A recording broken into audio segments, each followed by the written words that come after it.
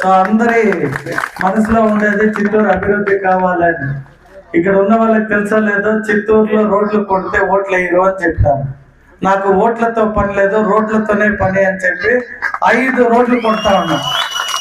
Gandhi road already Sonthapeta connecting కొట్టేస్తున్నాను. Road high road కొట్టుకొని వస్తా ఉన్నాం. కొన్ని సమస్యలు వస్తున్నాయి, బట్ వాటన్నిటినీ ఎదిరించుకుంటూ ఒక్కొక్కటి కొట్టుకొని వస్తా ఉన్నాం. అలాగే కొంగారెడ్డిపల్లి రోడ్ కూడా కొట్టుకుంటూ వెళ్తున్నాం. ఇప్పుడు పలమనేరు రోడ్ను కూడా రోడ్ వైడనింగ్ కింద ఆల్రెడీ కన్నన్ కాలేజ్ కావచ్చు, దర్గా సర్కిల్ కావచ్చు, మీరు అందరూ ఎప్పుడైనా పోతే ఒక 6 నెలల నుండి 8 నెలల తర్వాత చిత్తూరుకి ఎవరైనా పోతే మనం చిత్తూరుకి వెళ్ళామా అనే ఫీలింగ్ వచ్చే విధంగా ముందు టౌన్ అభివృద్ధి చేస్తున్నాం. ఎందుకంటే నేను పుట్టినప్పటి నుండి చూస్తా ఉన్నాను. నేను చిత్తూరు ఎలా ఉండిందో, నేను బెంగళూరు పోయి 22 సంవత్సరాలు తిరిగి వస్తే కూడా అట్లే ఉంది.